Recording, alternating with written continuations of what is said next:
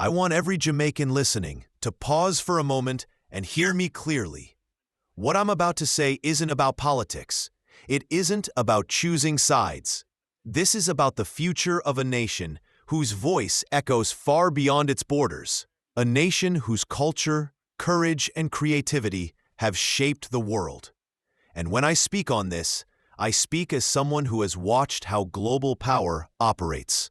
I've seen what happens when international institutions decide the trajectory of smaller nations.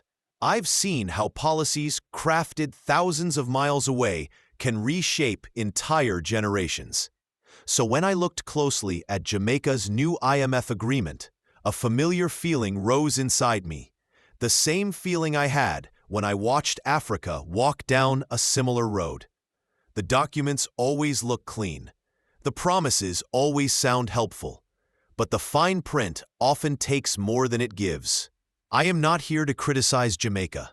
I am here to protect a truth many countries learn only after the damage is done. The IMF never arrives quietly. Their influence touches every budget, every institution, every household, fast. And once a country enters that structure, its future becomes tied to decisions made far from its soil. A message from one global South nation to another. Jamaica is not alone. Africa knows this story well. Latin America knows it. Even parts of the United States, especially Black and marginalized communities, understand what it feels like when outside systems control local realities. This is not just economics. This is sovereignty. When I study the IMF terms Jamaica accepted, I cannot separate them from the patterns I watched unfold across African nations. Promises of stability, gentle language about reform, technical words that hide long-term consequences. Then comes the pressure, cuts here, restrictions there, a budget monitored by someone else's pen. I've seen currencies lose flexibility. I've seen education and healthcare budgets shrink. I've seen governments begin thinking more about pleasing creditors than uplifting their own people. And once that cycle starts, it is painful to break. Why Jamaica matters? More than many realize. Let me say something honestly. Jamaica is not being targeted because it is weak. Jamaica is being targeted because it is influential. Your music shaped continents. Your culture taught nations to stand strong. Your diaspora in America, Britain, and Canada amplifies your voice in every global conversation. A nation like that, a nation with spiritual, cultural, and political influence, is extremely valuable to those who want control. That is why Jamaica receives this level of attention. If you guide Jamaica, you guide the entire Caribbean. If you shape Jamaica's economy, you shape regional strategy. If you influence Jamaica's narrative, you influence millions across the world. This is not accidental. This is geopolitics. Africa has already lived this story.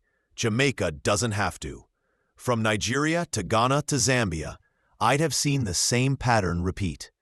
Advisory teams arrive to assist. Policies shift slowly.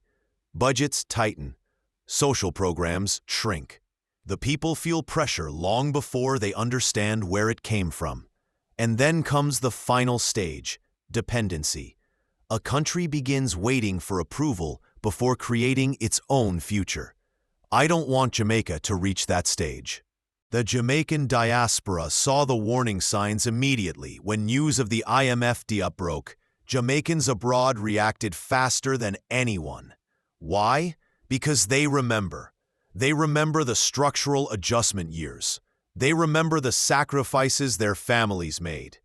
They remember how fast hope can shrink when global institutions begin rewriting national priorities. And they also see something Jamaica must not ignore. The world is changing. The global South is rising. New alliances in Africa, Asia, and Latin America are building systems independent of the IMF model. This is the moment for Jamaica to move with vision, not submission. The real danger is not the loan.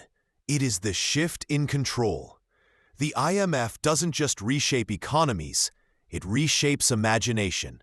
Leaders become cautious, decisions become restricted, opportunities shrink, young talent begins to migrate, and slowly the nation becomes comfortable with asking for permission instead of creating bold solutions.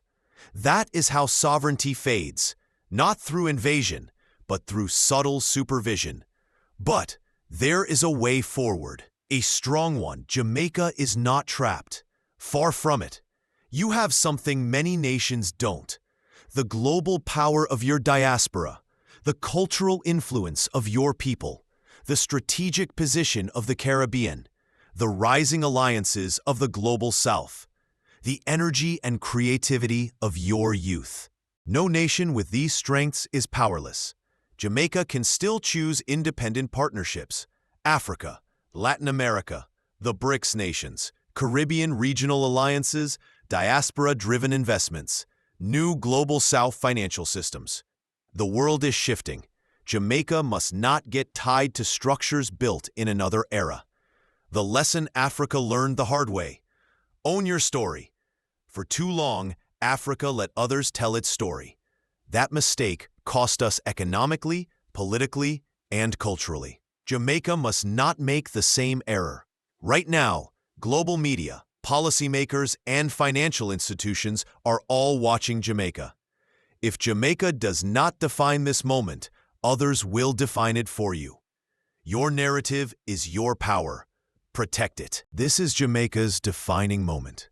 The window is small.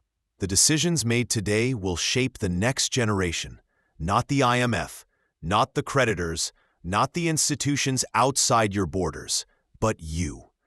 Jamaica stands at a crossroads, not of fear, but of possibility. Africa is watching. The Caribbean is watching. The diaspora is watching. Even people in the United States, especially Black Americans who understand the weight of systemic control, are watching. This is the moment for Jamaica to stand firm, think boldly, and choose sovereignty over convenience. The future is still yours to shape, and the world knows Jamaica has the courage to shape it.